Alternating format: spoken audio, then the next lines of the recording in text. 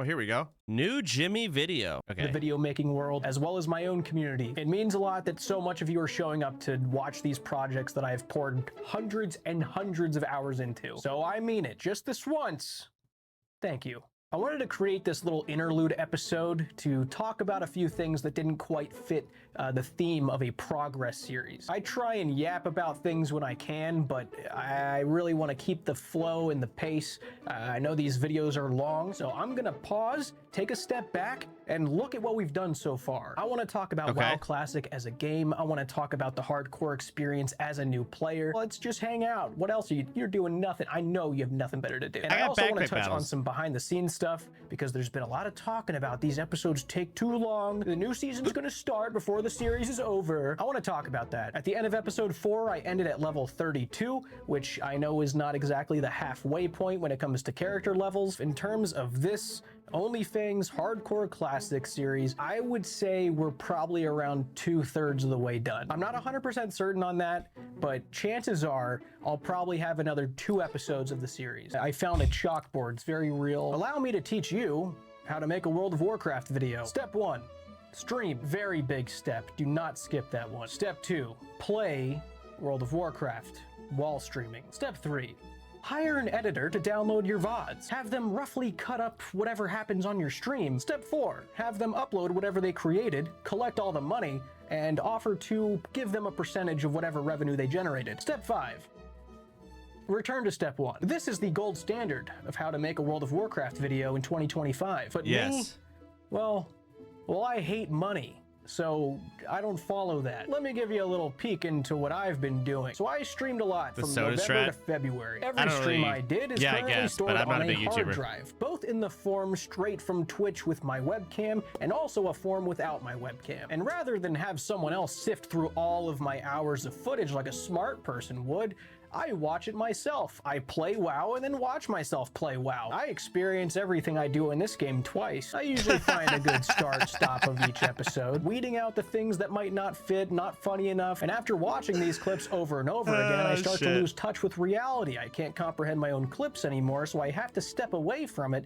because I have no idea if any of it's entertaining anymore. In the meantime, I start writing a script, thinking of topics to cover, giving all of this gameplay footage some sort of structure. Last episode, I took Gunner's 40-minute conversation with me, put that into a form of chart, and then let that lead the rest of the topics throughout the video. Intertwining things like macros, my ability bar, getting overpowered weapons. I let all of that fall into the same narrative of there's a lot of stuff going on at this level. If at all in this gameplay timeline there's something significant that happens, like getting the Whirlwind Axe, I might decide to present that in a more entertaining way, which in this case was the montage with McConnell. For that sequence, I created my own custom server, recreated all of our characters, trying to figure out what gear we were wearing back then. Luckily, the same day I got the Whirlwind Axe, I knew I was going to make this sequence, and I immediately messaged McConnell so that when the time came, I would be able to recreate his guy, which I did. On all of the clients, I would set up the characters, move my camera where I wanted it to, created GM macros to slow down characters' movements to make more smooth slow-mo shots. With I assumed it was footage from the stream. Controlling characters, one of them filming, I started to get the shots of McConnell killing all of the trolls. And here's a little fun fact. As I'm controlling McConnell's character,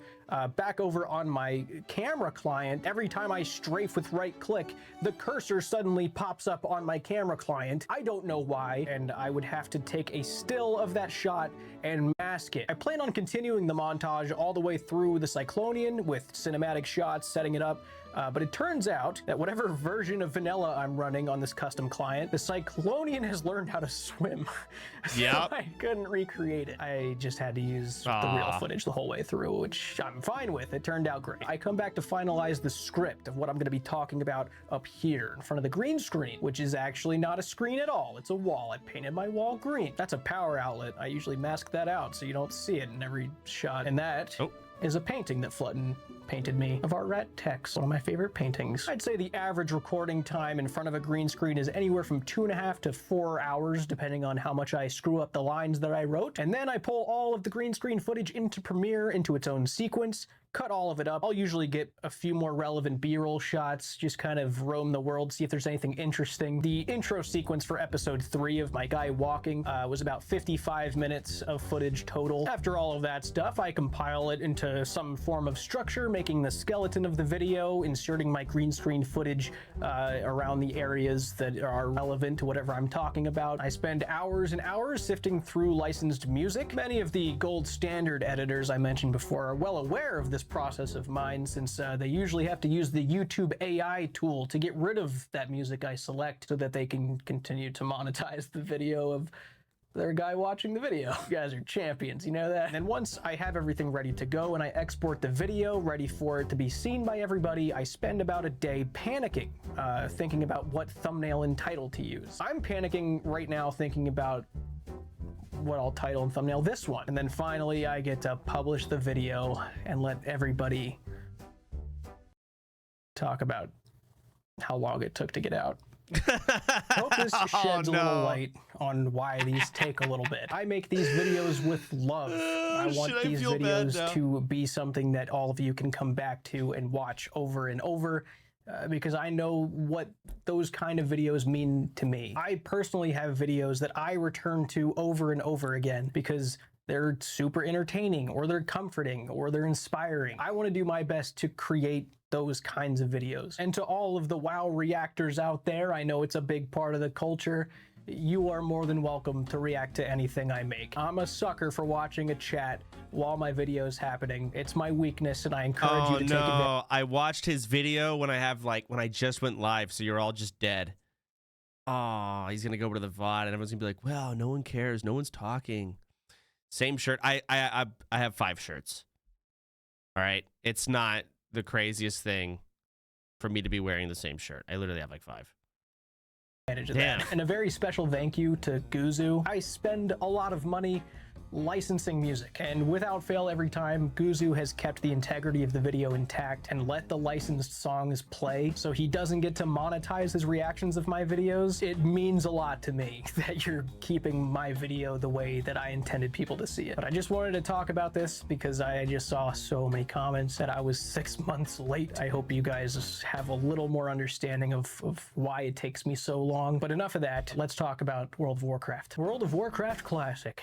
What a game. I have to confess, the first WoW video I ever made, this guy just trauma dumped for 9 minutes. I didn't play much Classic. Jimmy. I played a ton of Wrath Classic. My friend who showed me WoW insisted that we play Wrath Classic and not Vanilla Classic, which, I mean, I didn't even know there were 2 Classics to begin with, so I didn't really think much of it. But now, with the knowledge of Classic that I have, I completely understand why he did not want to go into Vanilla. Classic Vanilla is a slow video game. In World of Warcraft, you pick your class, you sit your ass in the seat of that class, and you go on that ride. You might be able to pick a few twists and turns, but you end up at the same destination regardless. And the classic ride is a really slow ride. That doesn't mean the ride's not fun, okay? Don't twist my words. But there's a lot of players nowadays who really don't want slow rides. The experience rates are slow. Gear progression, finding a group for a dungeon, traversing the world, especially before level 40, leveling, it's all slow. This shit was probably perfectly paced in 2006. If 2 years ago, when I was trying WoW, if my friend didn't convince me that we needed to play Wrath and not Vanilla, I would have had a lot tougher time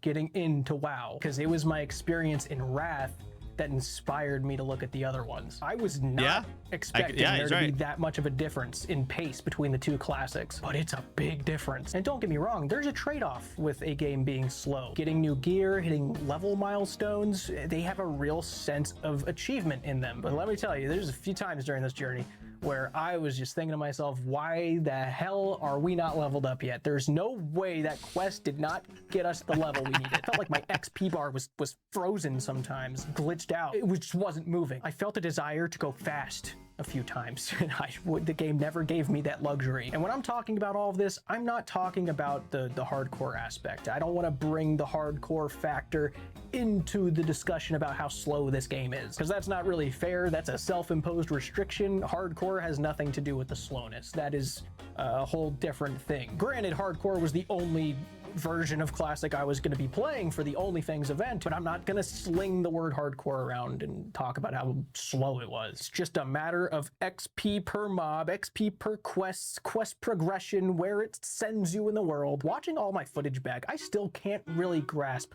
why I was so slow. It felt like everywhere I looked, people were dying and then catching up to me almost immediately. Like, yeah, they probably had rested XP. But also, I think a big part of this slowness was because rested XP too. I picked Warrior. If I could go back in time to this character creation screen, knowing what I know now, understanding how many hours I would be locked into this class, hovering over Warrior, I would still pick Warrior. Would I recommend a new player play a Warrior? Probably not. Picking a Warrior was something I became very grateful for, not because I loved the class, but because it was hilarious that I ended up picking a class that most people shudder at the thought. I had no idea about this, and suddenly I was able to make content playing a class that a majority of players probably wouldn't have a fun time playing as. I can't tell you how many comments I got, how many chatters I had coming in telling me how crazy I was for picking a Warrior as a new player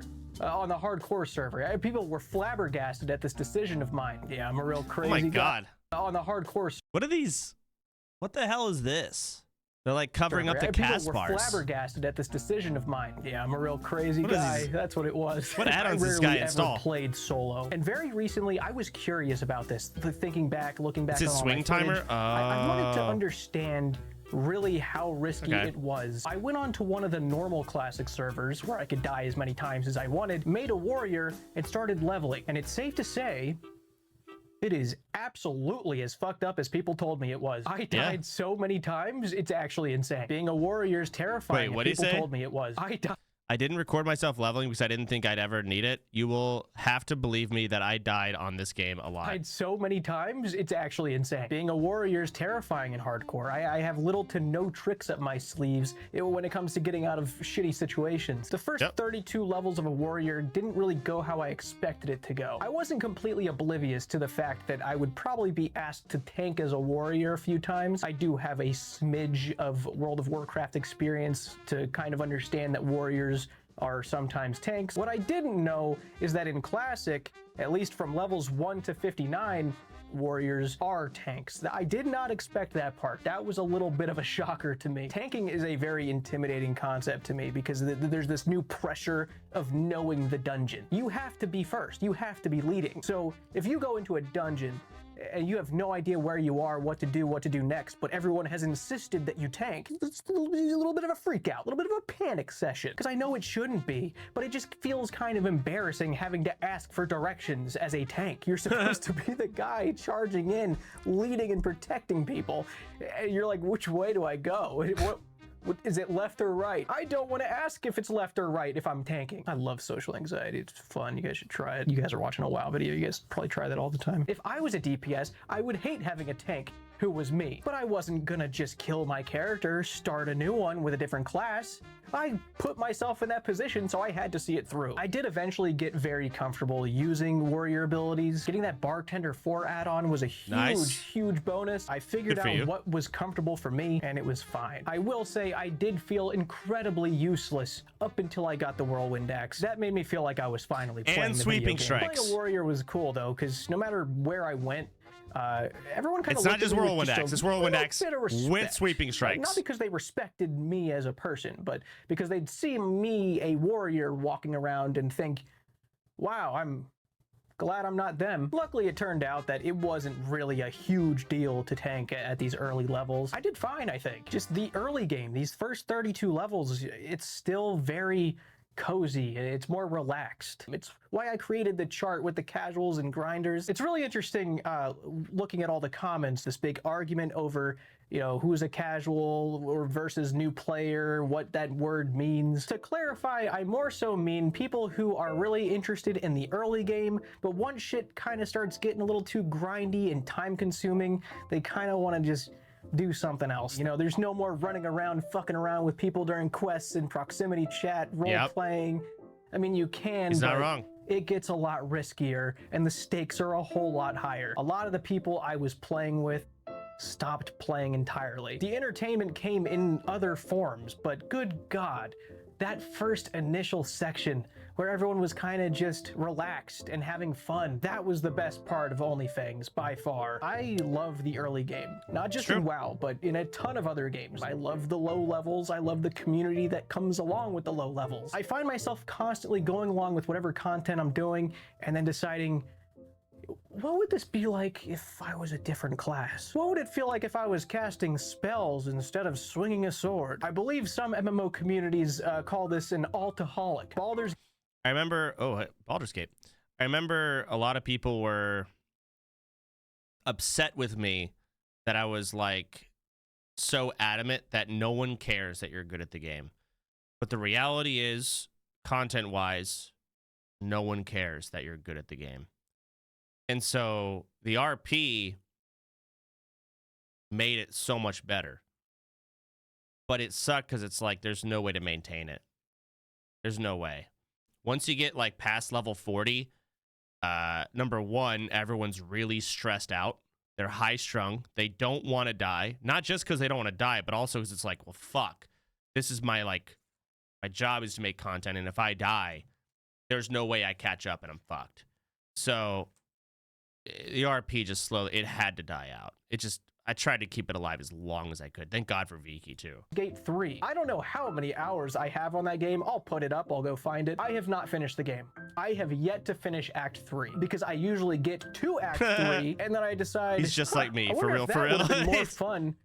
As a paladin, and it's a curse, but I love it. It's so fun. It's how I enjoy playing. And on WoW, it feels like Blizzard's just tossing you the keys to a new car, and then you take them all for a test drive and see which one you like best. I actually blame Star Wars: The Old Republic for turning me into this monster. That game breeds early game fiends. I love starting over again and playing that early game where things are just introductory, they're easy, they're laid back, it's fun. Experience the simplistic parts of that class and see if you like it to continue learning about it. I'm never gonna forget how lucky I was when I first logged into this server, and I logged in just after everybody else. I somehow made it in. And as I'm spawning in and seeing the starting zone, I see everybody running out of that crypt, filling the world up. And it was so exciting, and it really set the tone. There were so many people playing. I was meeting new guild members just in the open world every single day. It was by far the best part, because at these early levels, if people died,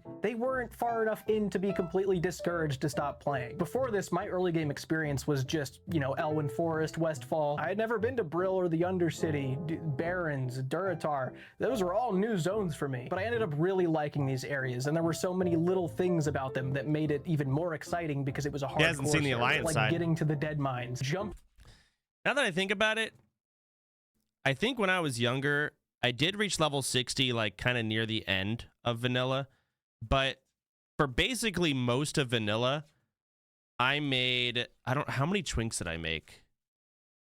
I made a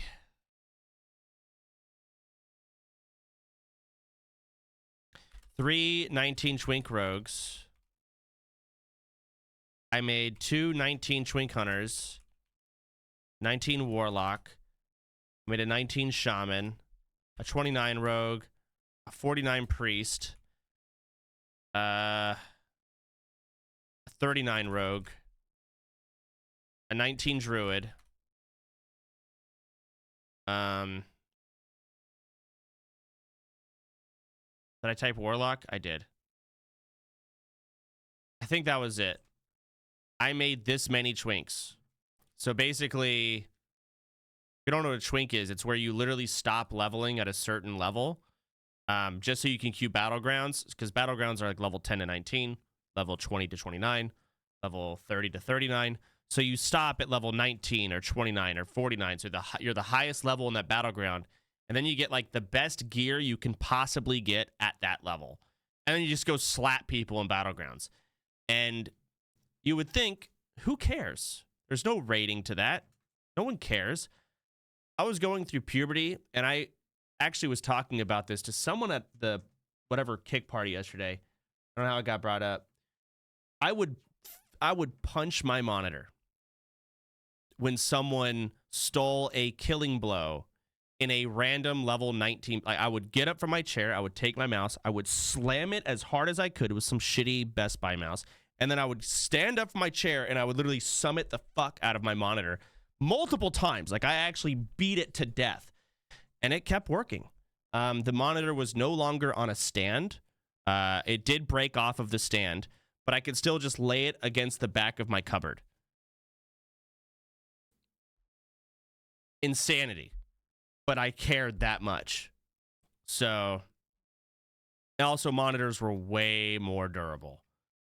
Way more durable. What's wrong? It was puberty. I don't know what to say. I got really...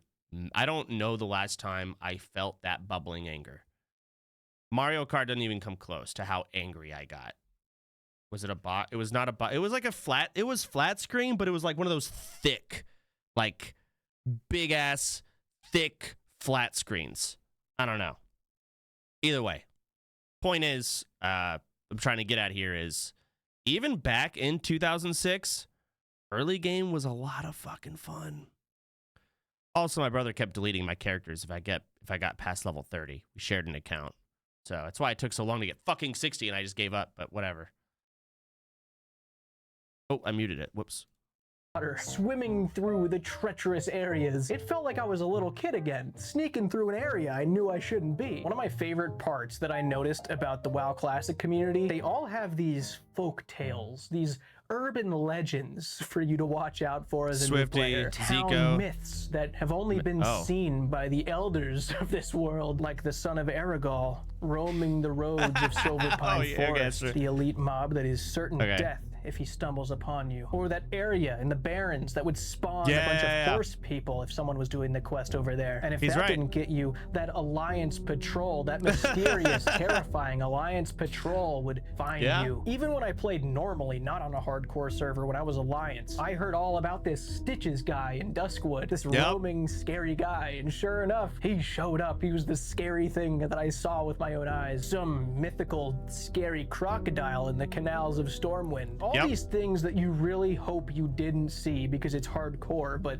you also wanted to see because you wanted to be amongst the ones who saw it with their own eyes and could spread the tale to future generations. It really goes to show how built and immersive this world is. These things that you hear whispers about. It's awesome. It was really fun seeing veteran players talk about these things, and it just kind of gives you an insight into how connected they are to this world, if not currently, but years and years ago, and they still remember everything about it. At least they think they do, until their name pops up on the death log because they thought they could take something that they remember beating as a 12-year-old. It is one of the greatest MMORPGs ever created for a reason. And I think the Season 2 of OnlyFans really brought the MMORPG part of WoW to life, because this proximity voice chat add-on that was created for this, that's so fucking cool. That's something that everybody envisioned in their dream MMO. And so many of the guild members were very much on board with RPing some form of character. So it just made the world so fun to be a part of. Everyone breathing life